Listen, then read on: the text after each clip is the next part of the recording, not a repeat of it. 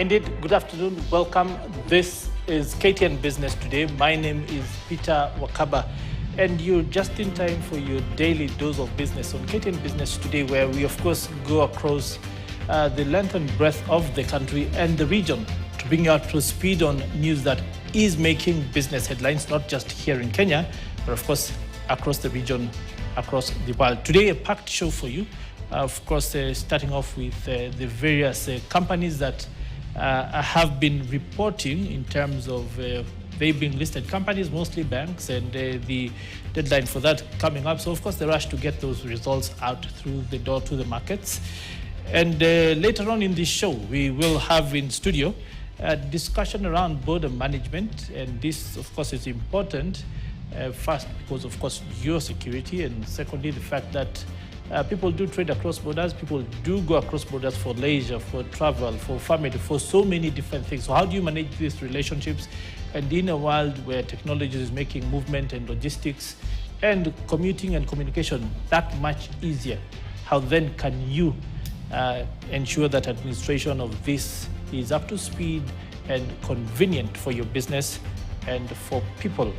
That, of course, will be later on in the show. And I have in studio with me to discuss that Mr. Kennedy Nyayo. He is head of the Cross-Border Management Secretariat at the Ministry of Interior. He, of course, will be here to delve into that conversation from the perspective that government is actually holding a stakeholders conference later on in the month of April to essentially take stock of where that governance conversation is and how to improve it and bring it up to speed with international best practice. But that, of course, later on.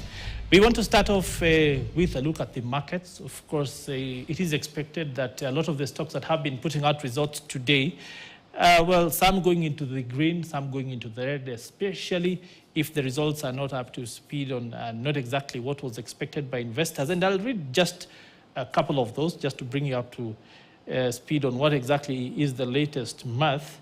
Banks, of course, have been the organizations that have been reporting that mostly. And I can see that Equity Bank being currently red now, having shed a few points, having put out their results earlier in the morning. We might have an update on that. And, of course, others. But to the news of the day now. And we want to start off with the Kenya Pipeline Company, which has said that it will pay a special dividend payout of about 5 billion shillings to the National Treasury for the fiscal year ending 2023. The 5 billion shilling dividend and earnings come after the KPC profit increased by 21% to 7.6 billion shillings during the 2022-2023 financial year, up from the previous year's about 6.3 billion shillings. Be balanced in terms of even our criticism. We have to understand that so much has been lost. In fact, in the same vein, the data from the Treasury showed that 83.1% of all pending bills come from state-owned enterprises. So on top of raw returns, we also have pending bills that have to be looked at. So we are trying to say, how do we minimize this? And we are happy about KPC for coming up and showing the way. We are sure that we'll be classifying them in terms of their performance, but encouraging them in the same weight in terms of that performance. We wish to congratulate KPC for the very good performance.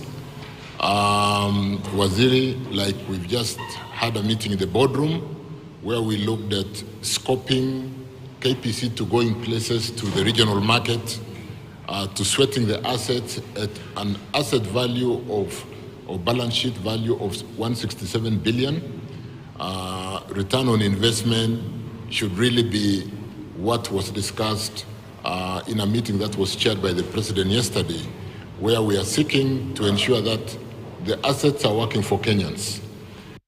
The two cabinet secretaries there, of course,